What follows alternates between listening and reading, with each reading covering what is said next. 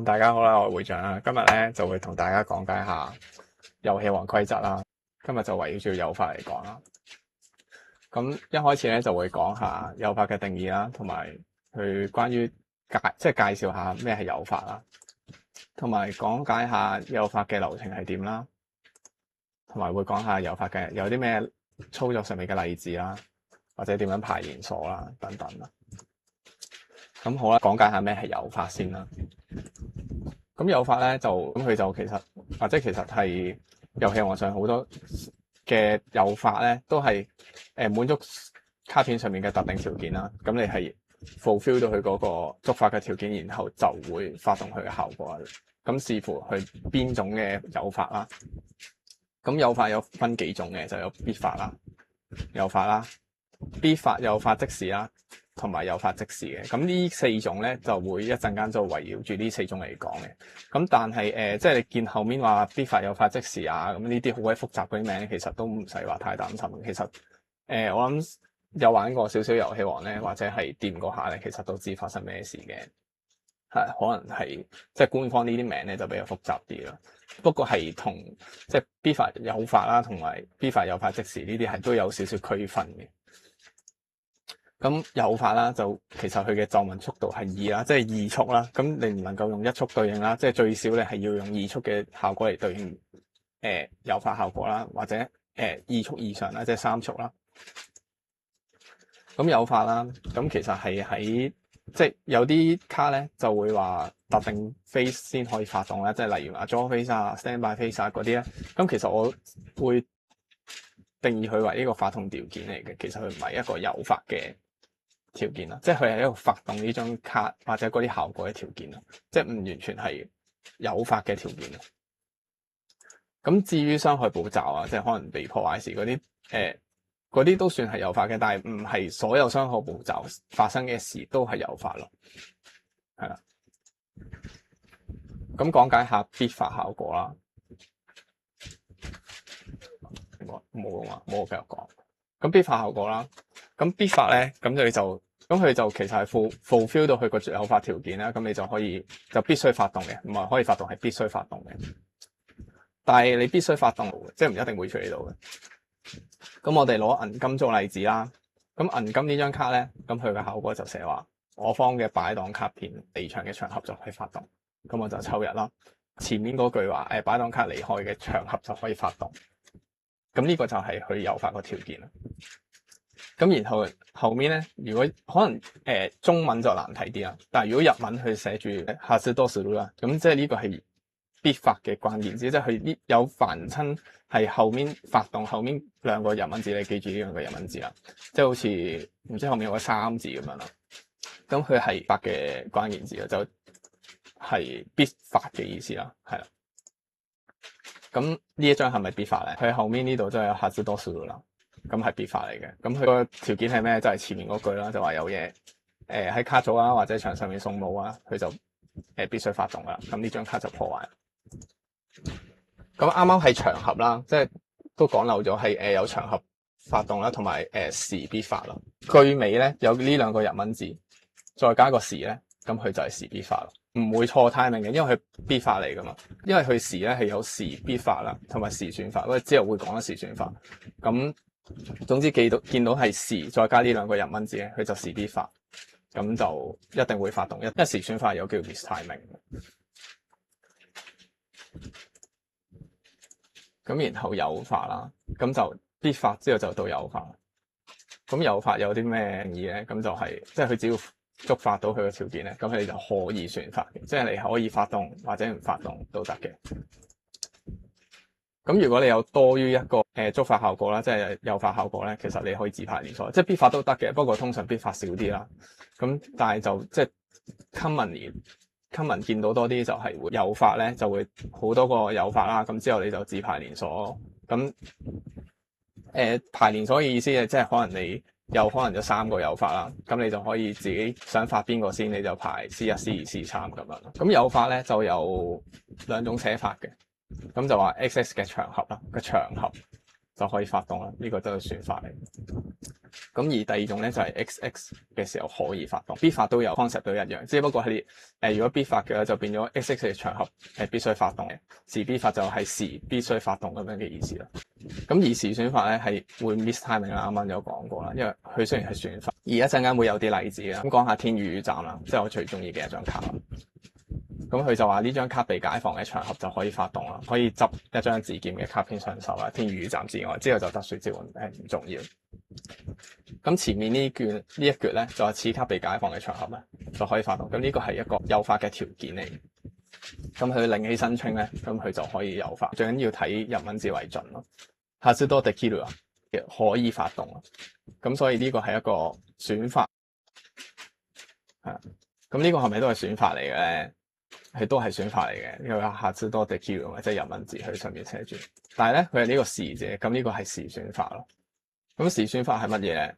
咁就係C1嘅時候處理，然後亦都要符合到佢誘發個條件咯。咁然後就係第二樣嘢咧，就係你就算係 C1 處理啦 ，fulfill 到呢個 criteria 啦，即係佢誘發個條件啦，但係咧都要係你 C1 處理嘅動作最後尾咧。即係佢有時候有啲卡就話寫做完乜乜乜那之後，咁你嗰個那之後咧都要係佢誘發嗰個條件咯。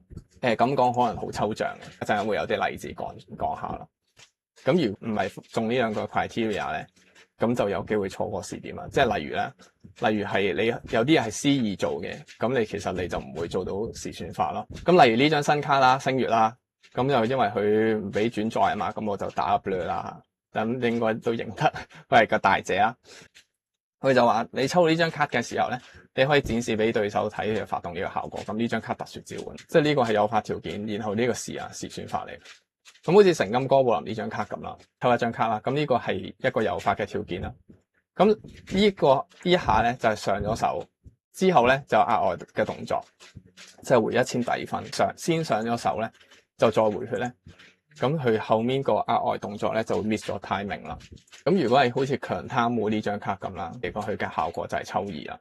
咁而呢個已經係佢嘅呢一張卡嘅誘發條件啦。咁然後佢只要一抽到呢張大姐上手咧，咁而佢 C1 做噶嘛呢張嘢，一定 C1 噶啦，因為你通常魔法嚟噶嘛。咁然後你最後嘅動作係抽卡，咁你就亦都 fulfill 咗，因為上咗手啊嘛，咁你就fulfill 咗佢嘅誘發條件，亦都係你抽到呢張卡嘅時候咯，咁你就可以做到時選法嘅動作啦。咁咧係必發誘發即時，好鬼棘啊，個名咁鬼長。咁首先佢必發先，咩係誘發即時啊？即係意思係你係有呢一個誘發，即係具備呢個誘發嘅條件，而且係2速接，即係可以接2速嘅連鎖咯。好似都係好似有啲棘啊嘛，但係我攞一張卡做例子嘅話，你哋就會明咯。光與暗嘅龍王咯，你就寫住話発動する啊嘛，即係佢係必發，係啦。咁佢前面嗰句就話接人連鎖嗰個就係誘發兼且具備2速效果嗰樣嘢啦。咁所以佢係必發誘發即時嘅效果咯。咁誘發即時係乜嘢咧？咁佢通常會係有兩大類嘅，就係話對應 XX 效果嘅時候啦。發動 XX 效果啦，或者就話對手 turn 啦，或者雙方 turn 都可以發動，例如校姐咁啦，或者係好似增值 G 咁啦，通常就呢種寫法咯。咁呢啲係誘發即時咯，即係呢啲係2速做嘅，或者係對應人哋效果就可以做啲嘢咁樣。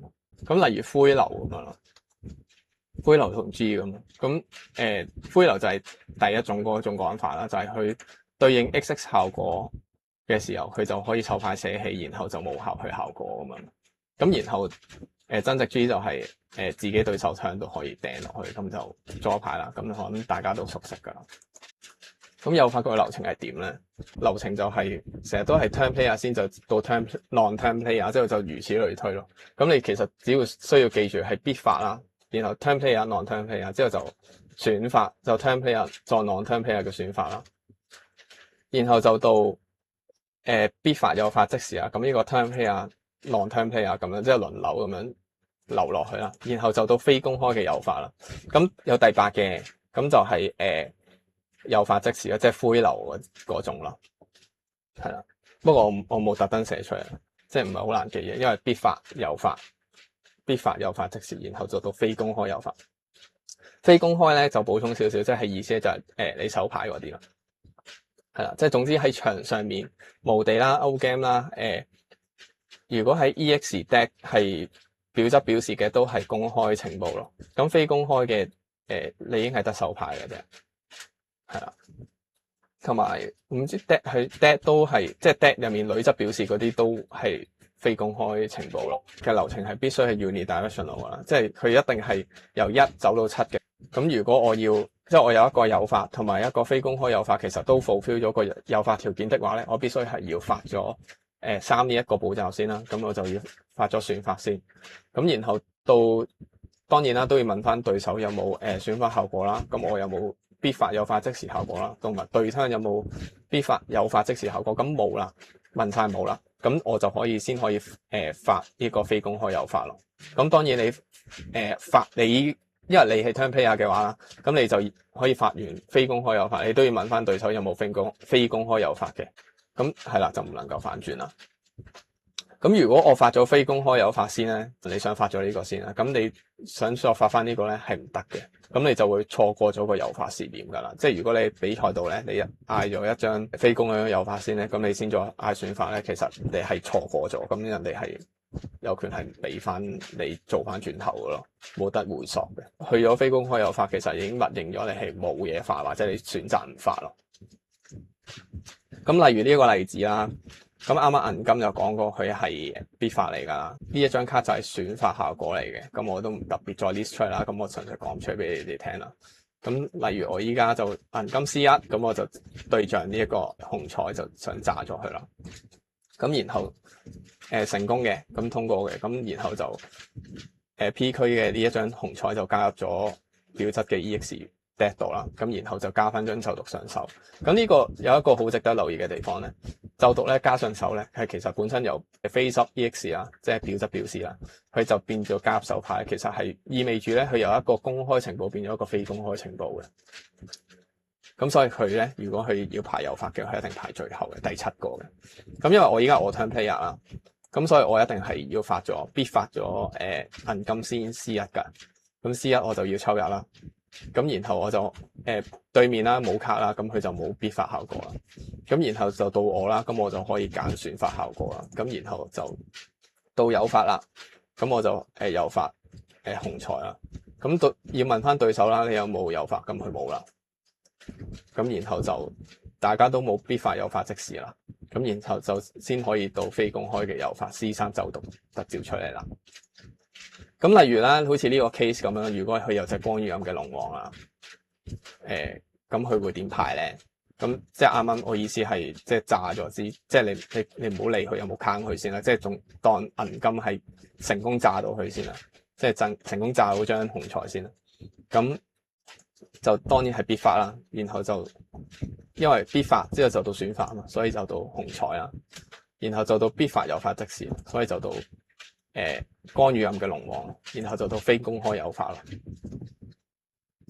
咁今集咧誘發就簡介就到呢度為止啦。咁如果大家有啲咩問題咧，都可以喺下面留言話俾我聽啦，我可以再為大家補充啦，同埋有好多參考資料俾大家嘅。咁下集再見啦，拜拜。